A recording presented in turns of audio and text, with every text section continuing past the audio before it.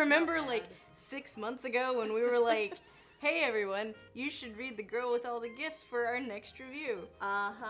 It's so much time since, but happy Galentine's Day. Galentine's Day, Yes. yay. For this book that features a lot of dynamic female characters. And how. So let's see, what are we drinking today? Well, in the spirit of Galentine's, we've gotten a very red, bloody-like drink. See, I was going for the spirit of like Greek-themed. Oh, well, that too. Greek-themed things. Oh, pomegranates, I get Well, it. maybe 6 months ago. We've invited our friend Lindsay Ribar, who many of you may remember from when Lindsay and Lisa reviewed her book. It's called The Art of Wishing, and the second one is The Fourth Wish. Go buy them. I don't know. Am I supposed to say that? Yeah, you should Go buy them. pimp your wares. We've invited her to join us because this is one of those books where we all liked it so much. This is going to be an otherwise really boring review unless we focus on something else. Yeah. The thing is, while I was reading it, I didn't think about structure at all because I just wanted to know what happened next. This is my contribution to the squeeing about this book is there's nothing wrong with it. I loved it. I loved everything about it. Yeah, it's like, so basically it was perfect, yeah. That was awesome. Oh my god. So, to explain the Yeah, we should basic- probably, Yeah. what's the book about? It's a zombie book.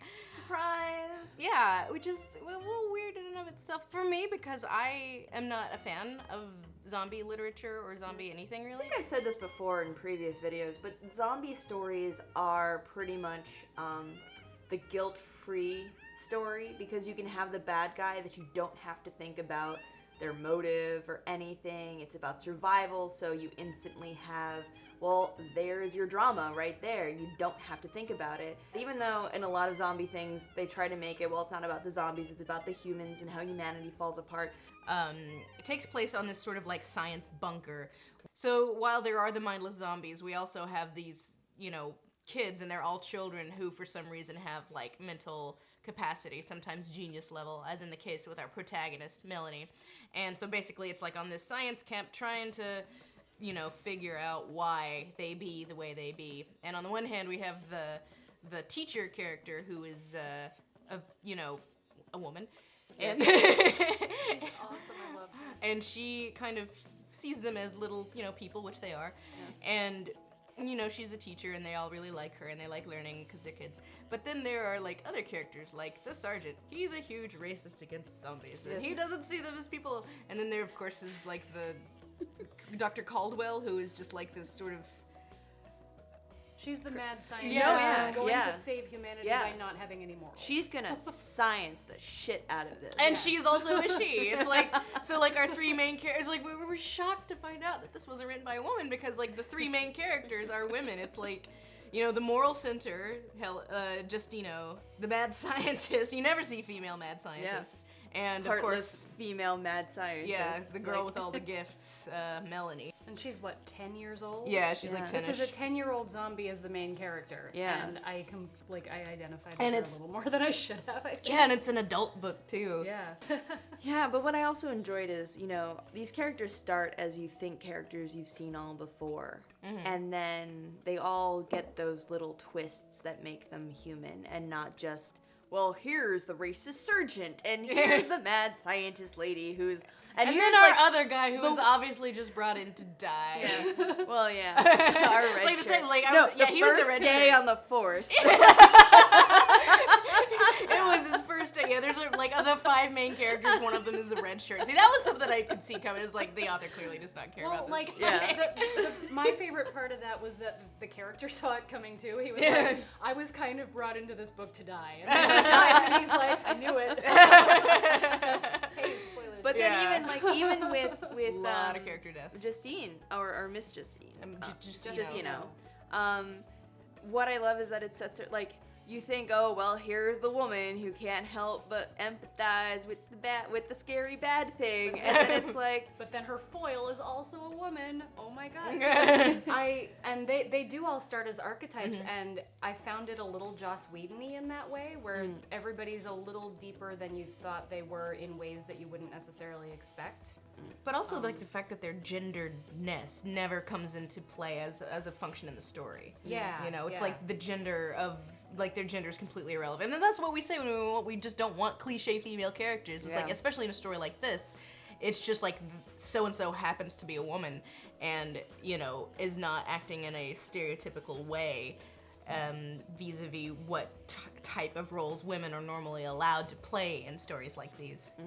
And I don't know how much we should talk about it because it's like part of what made this book so like as close to flawless as a book is gonna get is that the payoff at the end was so perfectly built up and yet so not Oh my God. predictable.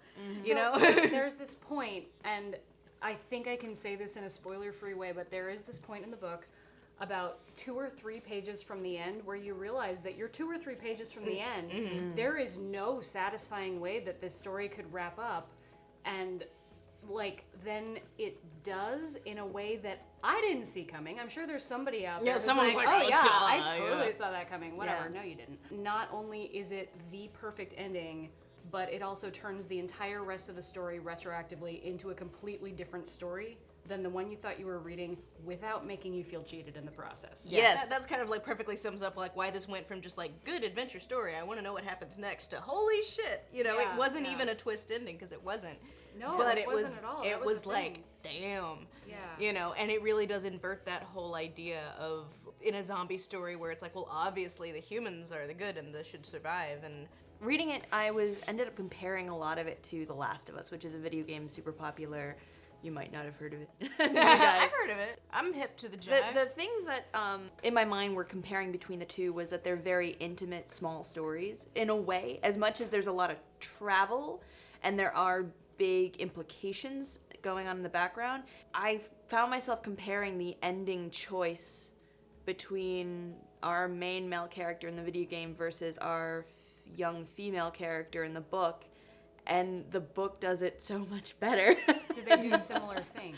They do, Okay. where there's a choice, not to get into spoilers, but there is a huge choice to make, and the implication is the doom or salvation of humanity. And in the video game, I saw his choice coming. In the book, I didn't. And they're called hungries in this book, which that's something I'm not a huge fan of. I It's also- like well, it's like I kind of was because I didn't go into to this knowing that it was a zombie book. I was sent it by a friend, the same friend that introduced me and this other Lindsay, and she was like, "Oh, you'll love this book. I'm not telling you anything about it." And so I was just like, "Meh, sure," and picked it up 8 months later or whatever it was. I did the same thing. Hey! Because it was a zombie book. And the camera, as it were, opens the story in such tight focus that you don't actually see what's going on. You actually think that you're reading the story about a story about this girl who's like an abused captive or something like that, but it turns out they're just restraining her because they're afraid she'll eat everyone, which is a legitimate fear. Yeah. And it slowly expands until you see what the base is and how it functions. I'm not a huge. It feels kind of unnatural to me when we must rename things that are like, you know, Where if it actually like, happened, everyone would be like, yeah, there's and zombies. then there were the zombies. You know, it's like that was one thing that really kind of this one, this one that I really was not wild about was the fact that the aliens were called the others, and it's just like no, they'd be called the fucking aliens. Like come the fuck on, okay. you know? I Like, haven't actually read that. I didn't know. yeah, they're just like, oh no, it's an other. It's like, it's an alien. You would not say an other. Yeah. It's like, Yeah. you would either name the species or you would call it a fucking alien. You know? That's kind of how I felt about the Hungries. I'm like, you would Yeah. either give it a species name or you would call it a fucking zombie because that's what it is. I did actually. I thought of Feed by Mira Grant, which is my all-time. It's up there. yeah. It's up Hey, there. there it is. My all-time favorite like zombie horror series. If you want zombie comedy, My Life as a White Trash Zombie by Diana Rowland. Go read it. But zombie horror series, that one, like they have all the references that we do. Everybody cites Dawn of the Dead as like the quintessential zombie movie because that's the mythology that's closest to what actually happened. And as a result, like everybody in the next generation of kids is suddenly named George after George Romero, like the savior of humanity, who taught us how to fight zombies. But like we don't really get that in The Girl with All the Gifts. They're hungries and they're totally new for some reason. So I get where you're coming from. I mean, for me, it would work if we were just referring to the children that way, because not wanting to say the zombie word in front of them in case they pick up on it, or but it's like that's. I could see it being a code within the book, but I mean, or to differentiate them from the adults who are but that's the not the zombies case, that you so. can Yeah. Part of the reason like we're being so vague about it is like, you know, we know there are people who haven't read it, you know, and normally we'll talk spoilers, but I don't want to with this book. Yeah, so definitely if you haven't read it yet, go out and read it. Go forth, enjoy it. Come back to the comments. Tell us what you think. If you have read it, come to the comments. Tell us what you think. If you haven't read it, beware of the comments, but gush with us once you come back and read it. Yes, because like that was like my main takeaway with this book was just that I'd never seen such a perfectly set up ending that was not predictable. And I feel like even in saying that, like, it's kind of spoilery, but like, you know, it is what it is. Don't worry, just go for the ride. You're gonna love it, and then you're gonna cry, and then if you're like us, you're gonna be like, I'll never write anything as good as this. Yeah, it's just like, well, and then you go to your computer and you delete everything you've ever written. You start burning manuscripts. Like, nope. No, I literally did that. How did you know? Why bother? Well, it's like I'm canceling my contract. I'm not doing this anymore. I'm a hack. Well, speaking of other books, would you like to recommend next week's book? I would. Where is it? Oh, behind the iPad. The next book that I don't think I'm reviewing, but I would if you guys would have me back. Oh yeah, it'd be like another gush fest. Oh yeah, totally. Is my favorite book of 2014 that wasn't written by a friend of mine. Although if you're A.S. King and you're watching this and you want to be my friend, like let's totally make that happen because holy shit. Yeah. This is called Gloria O'Brien's History of the Future, and it is amazing and feminist and like literary without being pretentious, which I love, and yeah, it's a gorgeous book. Okay, so for the one after that, we're gonna put it up to a vote. Based on your suggestions on Twitter, we were gonna do some graphic novels. Believe it or not, there's no Transformers in here. Next time. Maybe one day. Yeah, we wanted mainly like either female-centric or female protagonists. We only asked for ones that had trade paperbacks out, just so it could be more book-like. So here are your 3 options. Go into the comments and vote for one, and then we will announce it when we review this book, Gloria O'Brien's History of the Future. So your 3 options are Rat Queens, Volume 1 through something. Ms. Marvel, Volume... I think there's only 1. Or, of course, Saga, which is up to like Volume 5 or 6. Shall we? We're gonna read the 3 sagas. We're gonna read the 3, and then we'll talk about it. So, like, basically, we'll just say like whatever's on trade. That's what we're gonna talk about. Although I'm gonna go ahead and catch up on Ms. Marvel because number 12 is coming out tomorrow, and Loki's like the special guest. So it's like we gotta see that.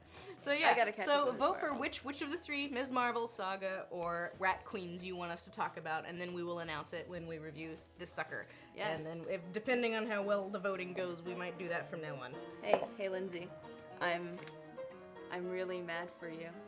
Oh, I'm lost my mind over you. So, We'll talk about. Oh yeah, and also I think this is a reference to another book I read one time. Deja vu. Yeah. You should talk about our book one here, day. internet. Oh my this God, is from me to you. Which also, by the way, of course, keep sending us your comments about what you want to see in Aliven Book 2 of the Viridian Saga, as we are now fleshing out the outline for realsies. Yes, we are for realsies working on it. I promise. All right. Well, thank you so much for joining us, other Lindsay. And for the drinks. I'm I'll drink this delightful. faster. we were like. I'm savoring it. God. And so we look forward to your comments, and we will see you next time.